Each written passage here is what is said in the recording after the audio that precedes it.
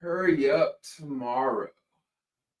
What did I think about it? This is my spoiler filled review. If you have not seen Hurry Up Tomorrow, go and check it out first. If you want to see my non spoiler review, kind of breaking down certain levels of it, you can go and check it out right now. It's available on our YouTube page as well and also other locations.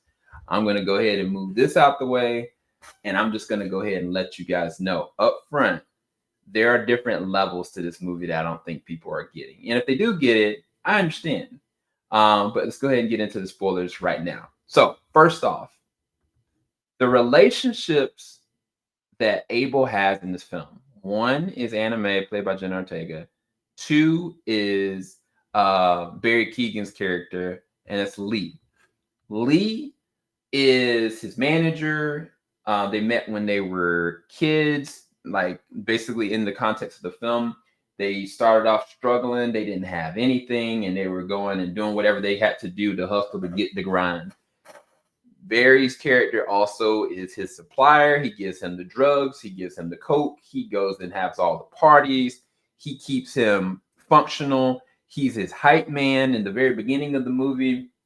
When you first see Abel, he's already have working out and he's in the mirror by himself. He's getting himself jacked. All of a sudden, Abel has Barry Keegan's character lead behind him, like, yeah, this is you. They're out here for you. And he's just hyping them up. And then they do this excellent transition where he goes out into the crowd, goes out, and it's shot so well.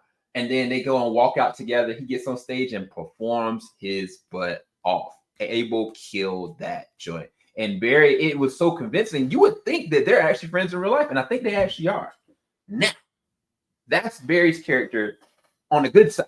On the bad side, when Abel was having a bad night, and he was like, my voice and larynx is jacked up. The doctors basically said that because of stress and because I'm thinking about this one girl, I cannot continue to move forward because I'm so in stress and I'm so depressed. And he hypes him up in the way that he can. He gives him 2 or 3, 4 bumps, pushes him out there, and Abel basically goes out there and blows it. And at the end of the day, he said, I was sorry. He blamed him for it, but he said, I still got your back. It's you and me together, right? That's one thing. Now, that's also the same moment that he meets Jenna Ortega's character. She goes to his concert. She meets him out there. He sees her face. For some reason, he looks at her face as though he recognizes her. For some reason, he thinks he recognizes her. And she sees him at his most vulnerable moment, which is weird because in the very beginning of the movie, she was burning a house down. Now, the way that they played us off is we thought that Jenna Ortega's character, Anna Mae, was the ex-girlfriend and that she went and burned down his house. The reason why we thought that he burnt down his house, because if you look, when she burnt down the house and there was a picture under whatever the car was that she kind of leaned it down, it was a darker skinned woman and a baby that was a little bit darker skinned. And you would think, oh, wait, she burned down his house. She hates him that much. But you later on find out because she has the night of the life with him because they meet up again after he tries to run away from Lee, and she takes him to an amusement park. They have a great night, great date. Like he needed that. It was almost as though she was unpacking all the things that he knows about himself but couldn't identify. And that was their meet. That was their transition. So it was kind of like then you find out, oh, wait, that's not the girl that he's been pawning over. So who is she? This is where I'm going to go and give you guys my speculative hypothesis and perspective. I think that she, as in anime, isn't somebody that is a victim of him being a douchebag. I think that she represents his passion. I think that she's an embodiment, an actual literal embodiment of his passion that's knocking him into place. If you notice, not only did she knock him hard in the back of his head, she could have killed him. She should have killed him. That should have killed him. throughout everything that they went through, she unpacked all. She said that once you answer all my questions, I'll let you go. She was trying to make him understand that you have to break out of these chains that are killing you. You're going and doing the music. Initially, you started music because it was freeing to you because it was like dealing with the ramifications of stuff with your mom. Very key there. And then as she starts to go and unpack all the different newer songs as it started going on, it was kind of like you're making the same that thing, same that drive, but none of it is fruitless. It's nothing but hopelessness there, and you're drowning yourself and drowning everybody around you through your music. And she's making a critique not just on his music, but what the impact is for everyone. Only people that do that as people that are self-reflection. I don't think she exists. I don't think she ever existed. I think that the burning down of the house, he did that. He burned down in his mind his house. It's all of it. I think is symbolic. I think all of it is symbolic, and I think that Barry's character Lee, I don't think he exists either. And this is the reason why I say that. There's a moment in the movie where, towards the third act, where some kind of way Lee just happens to find Abel at the pivotal moment when he was asking the final big questions about what needs to happen. And he knocks on the door at the right exact moment. And at the time that this is happening, Abel's behind closed doors, so he didn't really physically see what happened. He there, right? It wasn't until you open the door and then you find out that she passionately killed him. But when they were fighting and everything was going on, it was like this, like you could tell, like there's no reason why Barry's character shouldn't have had the upper hand. All he had to do was just call the police. Instead, like he didn't even call out to Abel. He didn't say, like, Abel, are you okay? Are you back there? He just was fighting her. And it was almost as though, to me, there was an identification he was fighting himself. He's fighting off this other reflective part that's been about self-preservation. And his passion, his goals, and his pain are countering that. And this is the reason why I say that I think that he's not real either. Once she killed him, she went to Abel, laid in front of him, and started to weep as though she was not just because she killed somebody, but I think because she had to kill a part of herself and a part of his self. And the thing about it, that Lee's character truly does, you can tell, love Abel. But when in the beginning of the movie, they were both together, right? And they were leaving, and then they were in the middle of the dance floor, and then all of a sudden, for some reason, some kind of a way, Lee leaves and vanishes. And then, he's going doing his own thing, taking his bump, and you never find out why they didn't go and remix back. It just like he's like trying to knock on the door to get him out of the shower because Abel was trying to do music or whatever. But you could kind of tell what was maybe happening. There was separation happening already. But when she was crying, I was kind of like, this is a self-reflection. Like she knew she had to do that, and she didn't want it to come to that because Lee, for all intents and purposes, has been keeping the lights on. Like he's been protecting Abel. He's been able to do what he needs to do to survive, albeit the wrong ways, whether it's alcohol, whether it's enabling, allowing a progressive spiraling, hopelessness, suicidal tendencies, like all these things. And the weird thing about it, the reason why I say that, the only person that was back there with the Weeknd in the very beginning, both times, was just Lee. That's it. Once the movie was done and Jen Ortega's character did what she did, he walked out as the now think about this. A hotel building is on fire. Thousands, if not millions of dollars off rip. He would not be getting to that. Like there's no way he was no way he would have been able to make it to the show. He walks out, gets to the show, gets to the back, and there's this whole other aura going around him.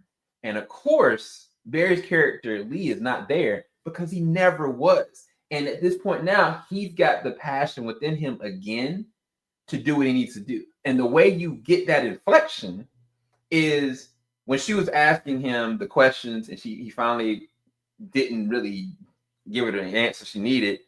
She starts to pour kerosene on the man, about to set him on fire. And he was just kind of like void of everything because everything had been stripped away from him. From the moment he got hit in the back of the head, like it all was starting to fall down anyway. But it was like that last string that he ended up pouring out a song out of his heart in the middle of her about to end it. And it's kind of like, to me, it was more of a self-reflection that every single time he's kind of making a song, there may be this level of hopelessness and like just ready, whether or not he lives or dies, like this is what it's gonna be. And he just didn't care. He wasn't, and at that point, she realized like he was making the music for a reason. There was a set focus there. And a boldness there and a passion there. And I think that it was significant that from that point he was ready. Like he was ready to go back and do what he meant to do. And I think, in all honesty, like she is not real. She never really was. She's a self-reflection of the passion of him, the broken relationship that he had with his mother, the lack of relationship he had with his dad, and all the things that and it's just, they throw us for a whirlwind because there are moments with Lee and Anna Mae that actually look like they actually happened, down to like her getting the kerosene from the house, getting the picture from the house, like, and just nobody kind of questioning her. And the thing about it, the other part about this that I didn't even think about is I don't think anybody ever interacted with Lee or Anna Mae at all directly. You could say the guards did, but I think it's all smoke and mirrors. Now, I did talk to one of my friends about this, and he kind of was like, I think that he said that I think that their representation of, what it is. But he said, I don't think that they literally didn't exist, but I think that there's more evidence to say that they did not exist. And even if you look at this poster right here, they make up the different parts of him. One eye left, one eye right, and he's spiraling in the middle. And I think that is what this is about. It's about the layers of what it means to work in this kind of industry or any kind of high level, what it actually takes. Like, what does it take from you? How did you initially start your music? Why did you initially start your music? And what does it build you to do? Who does it make you become? And I think that is this film. That is, I haven't heard the album, but I think that that's what this is ultimately truly about. And it's about peeling off the layers of self-preservation to your own detriment, right? Getting it done by any means necessary for the fans versus passion at your own risk of vulnerability. And it was kind of like, even like, I kind of was like, man, yo, she's a klepto. Like, she obsesses about burning stuff. And that comes from trauma. Like, absolutely comes from trauma. Even like the conversation she had with her mom on the phone was like, why do you keep doing this? And I was kind of like, the whole entire time this is all happening, like, he never once actually talked to his mom. And I just thought it was so weird. But I think the key thing was the picture. The picture, it looked like him.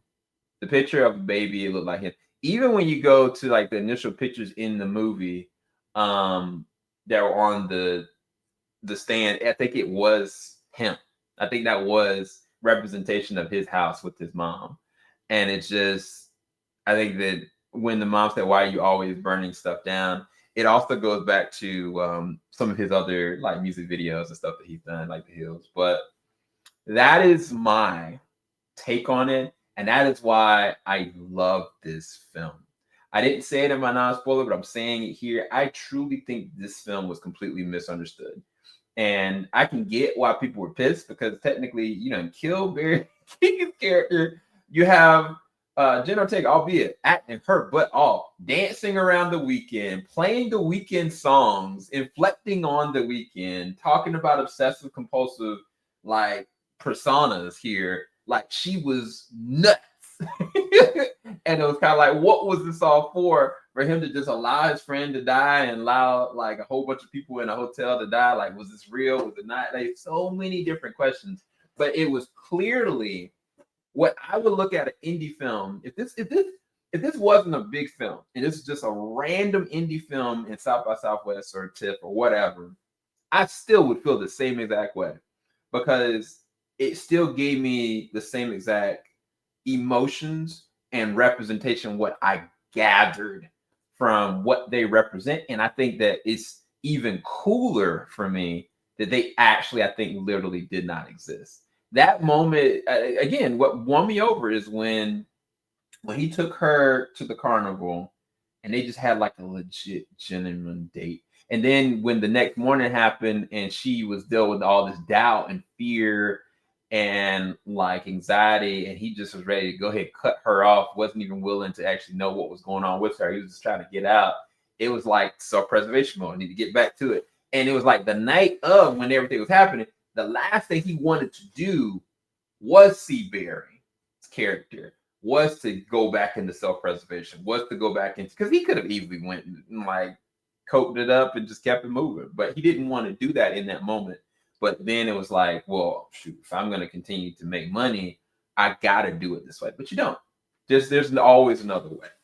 And I don't know if her way is exactly same, but most artists going at that level aren't. So that is my spoiler-filled perspective of Hurry Up Tomorrow. I think this was amazing. I think it was Jenna Ortega's best acting performance. Abel was amazing. Music was amazing. Imagery was freaking insane. And I personally really enjoyed it. Like, even though I gave it from a critical standpoint, a 7 or 7.5 out of 10, this is one of my favorite films this year. Like, straight up one of my favorite films. But you don't have to take my word for it. Go and check it out yourself. If you already checked it out, hopefully you did. But if you kind of watching this, like, what is he talking? What's spoiler reviews? Like, what does he mean? So hopefully that give you a little bit more of identification. And yeah, I could be wrong, subjective, but could be right. I would love to talk to Trey about this. I would love to talk to Abel about this, but we'll see. All right, y'all. Peace.